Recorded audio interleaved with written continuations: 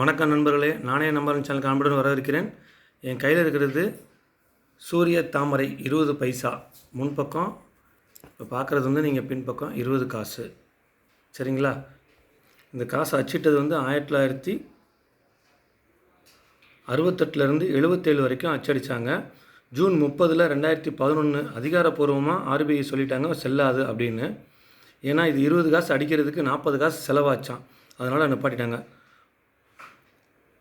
தாமரை தூய்மை செழிப்பு வளம் நெல்கதிர் விவசாயம் நெல்கதிர்